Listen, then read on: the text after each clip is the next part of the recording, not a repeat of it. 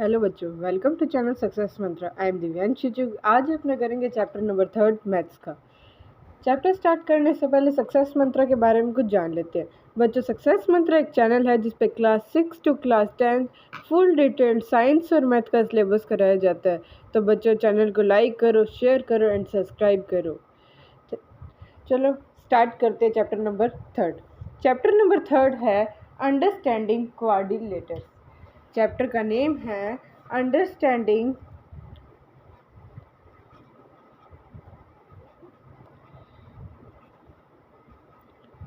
Quadrilaterals.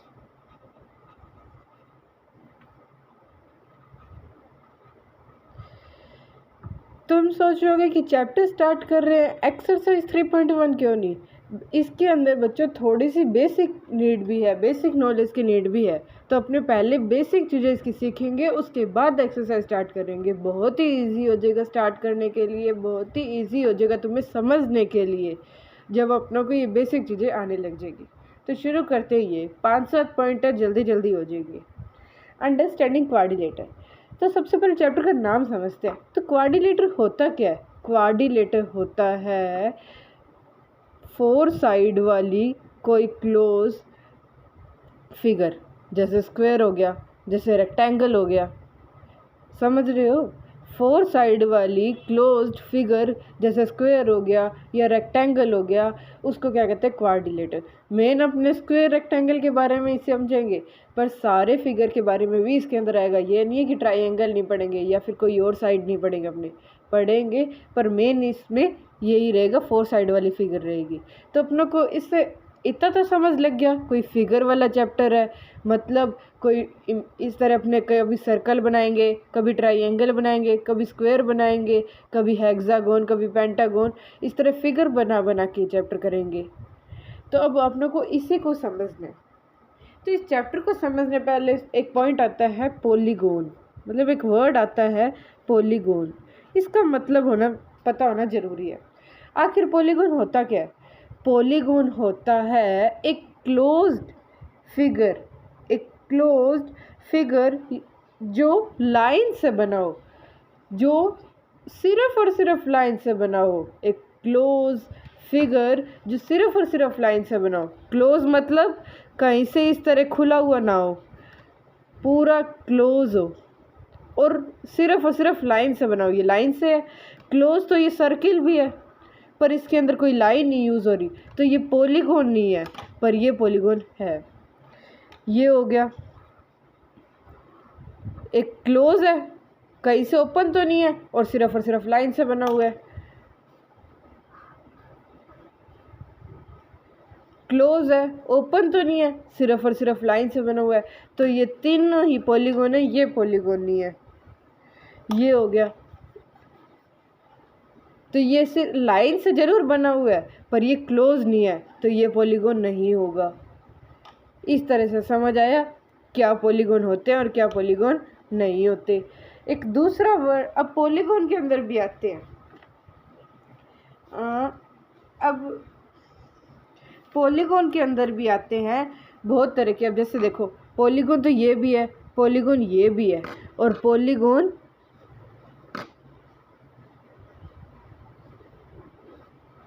ये भी है, पर इसके अंदर साइड बदल गई ना। इसमें 3 साइड है, इसमें 4 साइड है और इसमें 6 साइड है। तो मतलब साइड के हिसाब से अलग अलग इनका नेम होगा। इसमें 3 साइड है तो इसको क्या कहते हैं? ट्राइंगल। इसमें 4 साइड है तो इसे क्या कहते हैं? क्वाड्रिलेटर।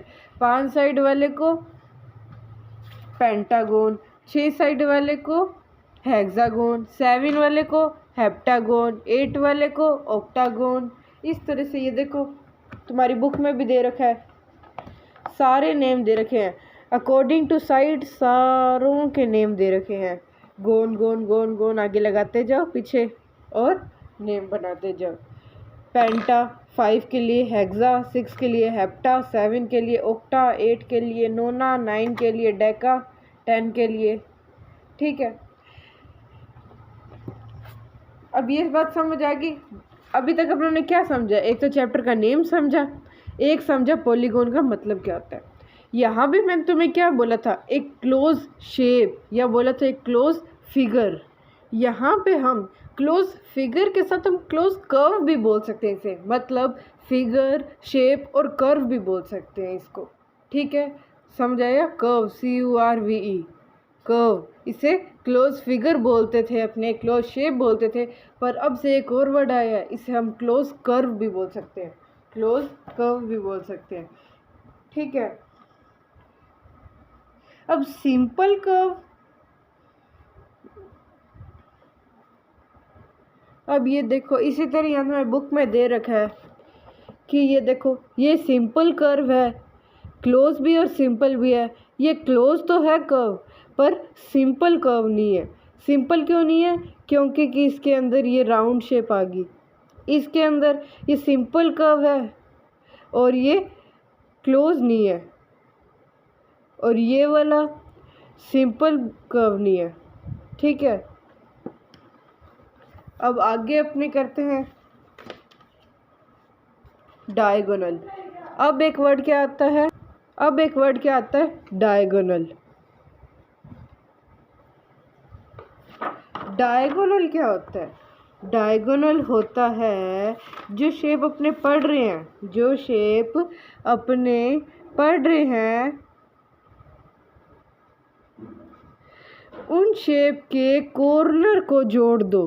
तो जो कॉर्नर को जोड़ने में जो लाइन यूज़ हो रही है, अपोजिट कॉर्नर को, ये कॉर्नर को जोड़ने से तो ये लाइन होगी, ये लाइन नहीं मानी जाएगी। अपोजिट कॉर्नर को जोड़ने वाली जो लाइन होती है उसको ही हम डायगोनल कहते हैं, उसको ही हम डायगोनल कहते हैं। ये अपोजिट कॉर्नर, इनको जोड़ दिया, ये अपोजिट नहीं है पर हाँ इनको भी अपने डायगोनल ही बोलते हैं। इनको डायगोनल बोल दिया, इनको डायगोनल बोल दिया, इनको डायगोनल बोल दिया, पर ये इन दो कॉर्नर को जोड़ने वाला नहीं होगा। मतलब जो पास पास में कॉर्नर होंगे ना, दोनों जब बिल्कुल पास वाले कॉर्नर, उन दोनों को जोड़ने वाली तो साइड मानी जाती है, पर पास वाला नहीं, पास के दूसरा जो कॉर्नर होगा उसको जोड़ने वाला अपने क्या मानेंगे? डायगोनल मानेंगे। इसके भी यही हो गया, तो इनको क्या कहते हैं? डायगोनल कहते हैं। इसके बाद दो वर्ड और आते हैं, इंटीरियर और एक्सटीरियर। इंटीरियर और एक्सटीरियर, ये दो वर्ड और आते हैं। इन दोनों का मतलब क्या होता है? एक शेप है, मानो यही हो गया क्वाड्रिलेटर, इसके अंदर कलर करेंगे तो कलर कहाँ माना जाएगा? इंटीरियर, इंटीरियर में कलर हुआ है। अगर इसी शेप के बाहर कलर करेंगे तो कलर कहाँ पर किया हुआ माना जाएगा? एक्सटीरियर। मतलब बाहर वाली साइड को क्या कहते हैं? एक्सटीरियर कहते हैं, और अंदर वाली साइड को क्या कहते हैं? इंटीरियर कहते हैं। समझ आया? इंटीरियर अंदर वाली साइड, एक्सटीरियर बाहर वाली साइड। अब एक दो वर्ड और आते हैं, कॉन्वेक्स और कॉनकेव पॉलीगॉन। अभी तक हमने क्या पढ़ा? पॉलीगॉन क्या होता है, डायगोनल क्या होता है, इंटीरियर और एक्सटीरियर क्या होता है। अब आता है वर्ड कॉन्वेक्स और concave polygon. Convex and concave polygon.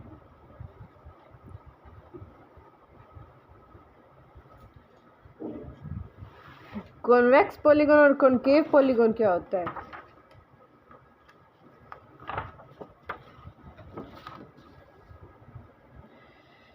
Convex polygon वो होता है जिसका बाहर साइड फेस हो, जैसे ये हो गया, तो ये हो गया कॉन्वेक्स पॉलीगॉन। मतलब ये बाहर साइड इस तरह और अंदर इस तरह का एंगल बन रहा है। और कॉनकेव क्या हो गया? कॉनकेव होता है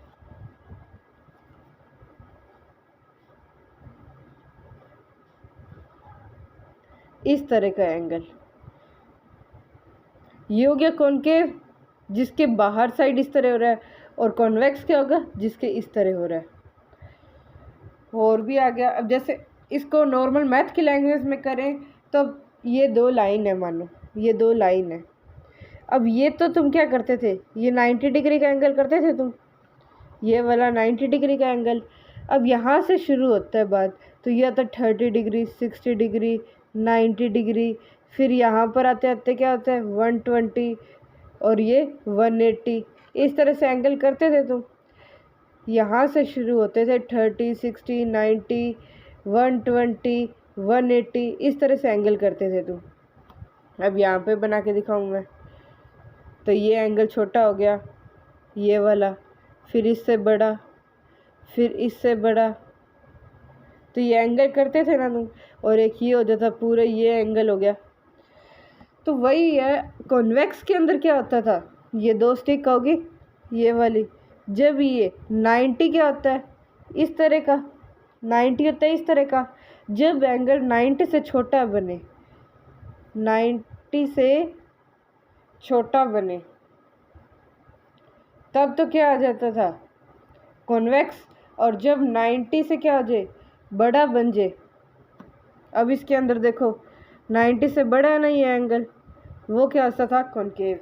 इंटीरियर के अंदर दो पॉलीगोन में, इंटीरियर के अंदर अगर 90 से छोटा एंगल बन रहा है तो वो हो गया कॉन्वेक्स, अगर 90 से बड़ा एंगल बन रहा है तो वो क्या हो गया कॉनकेव हो गया।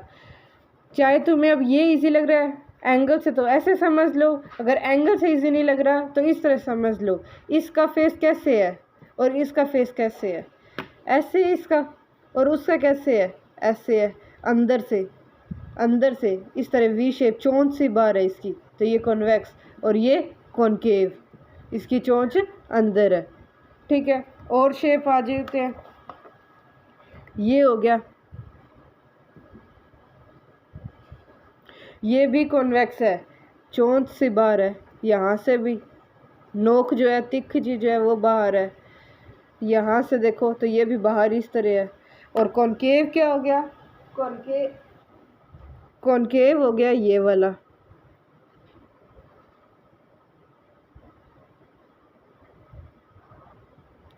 ये हो गया कॉनकेव। ये सही से नहीं बना, एक और बनाती हूँ, मेरे को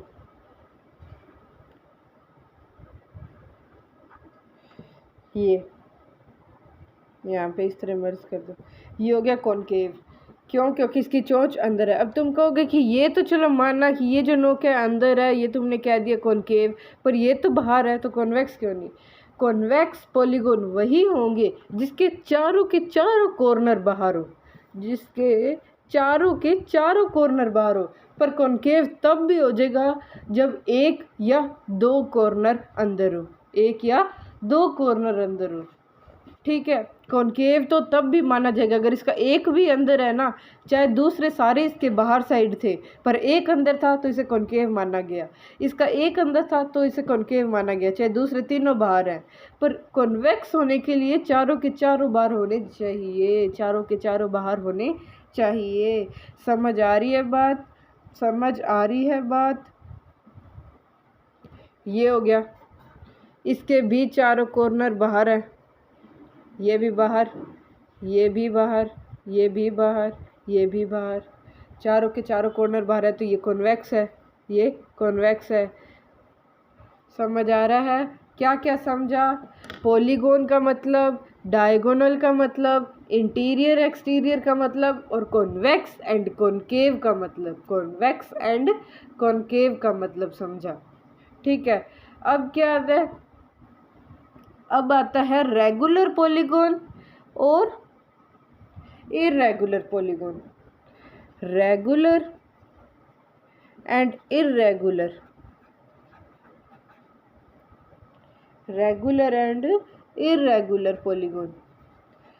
अब इसका मतलब क्या हो गया, पॉलीगोन तो ये हो गया क्लोज्ड कर्व या क्लोज शेप या क्लोज फिगर जो लाइन से बनी हो, जैसे ये ऊपर दिखाई दे रही है, ये हो गया, ये हो गया, ये हो गया, ये हो गया, ये हो गया, ये सब मैं ऐसे कर दे टिक कर देती हूँ, ये वाला, ये वाला, ये वाला, ये वाला, ये वाला, ये पॉलीगोन है।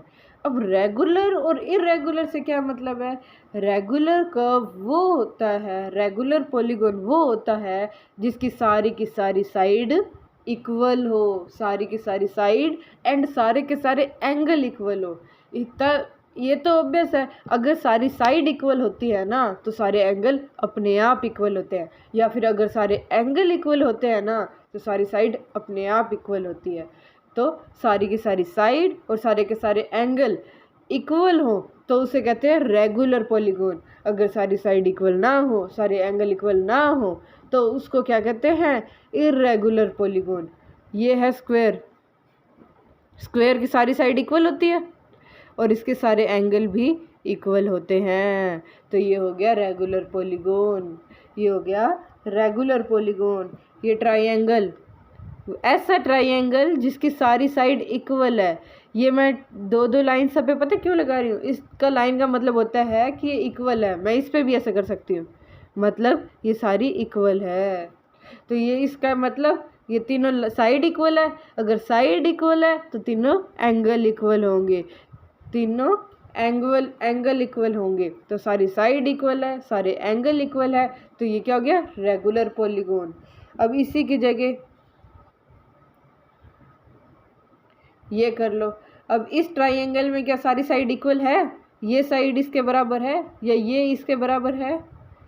नहीं है ना। और एंगल ये तो 90 का है और ये तो 90 से छोटा है, ये भी 90 से छोटा है। तो क्या सारे एंगल इक्वल हैं? सारे साइड इक्वल है?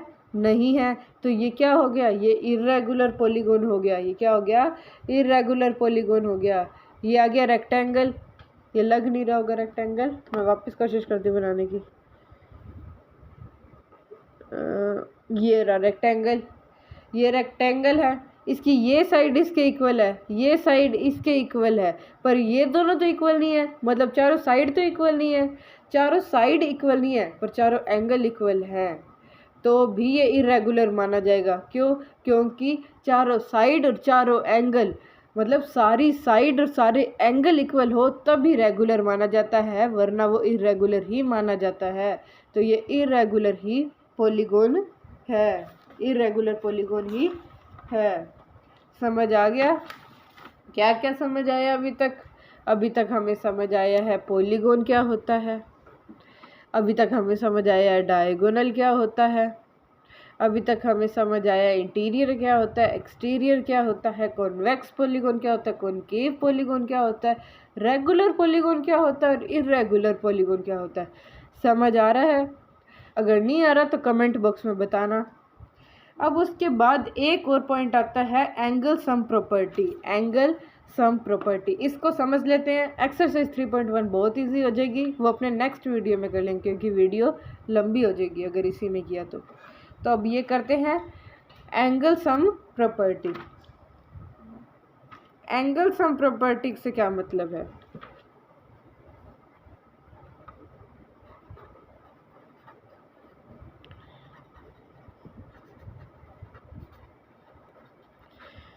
एंगल सम प्रॉपर्टी का मतलब होता है कि सम करने पे टोटल क्या आएगा। जैसे कि कोई भी ट्राइंगल है, कोई भी ट्राइंगल है,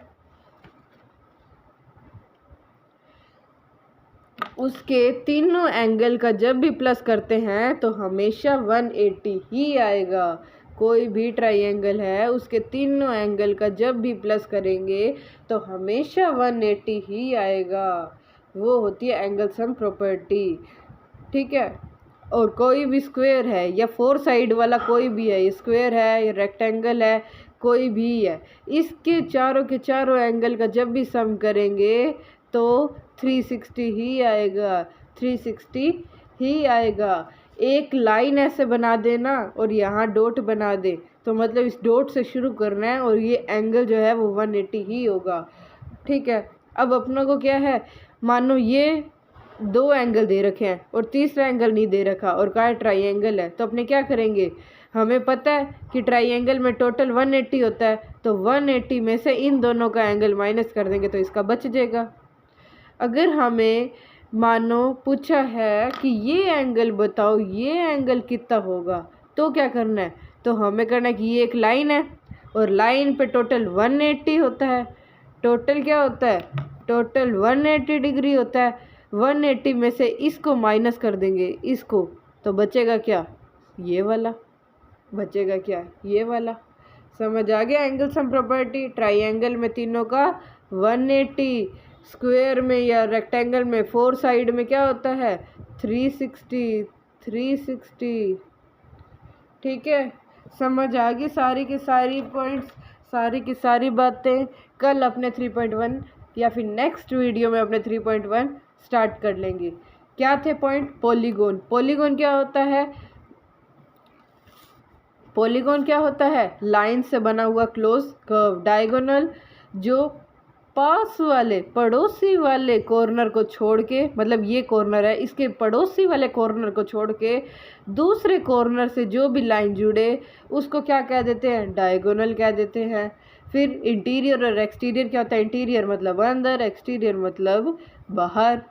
उसके बाद कॉन्वेक्स और कॉनकेव क्या होता है? कॉन्वेक्स होता है जिसका ये पॉइंट सा बाहर निकला हो, और कॉनकेव क्या होता है? जिसके अंदर हो। ये दिखाई थी ना यहाँ पे, ये रहा, ये बाहर निकला है और ये अंदर है। उसके बाद में रेगुलर और इरेगुलर का। रेगुलर क्या होता है? जिसके सारी साइड और सारे एंगल इक्वल हो। इरेगुलर क्या होता है? जिसके ना ही साइड इक्वल हो, अगर साइड इक्वल है तो एंगल ना हो, एंगल इक्वल है तो साइड ना हो, मतलब कोई ना कोई चीज़ इक्वल ना हो, तो उसको क्या कहते हैं? इरेगुलर कह देते हैं। उसके बाद क्या था? Angle sum property. उसके बाद क्या था? Angle sum property. Angle sum property मतलब ट्राइंगल के तीनों एंगल का सम क्या होता है? 180 होता है। स्क्वायर की क्या था? 360, इसके 360, फोर साइड वाले के 360, एक लाइन पे 180 और ट्राइंगल का 180। समझ आ गया? अगर ये सब पॉइंट समझ आ गए हैं तो चैनल को लाइक करो, शेयर करो, कमेंट करो। अगर नहीं समझ आया तो भी कमेंट करो। Thank you for watching.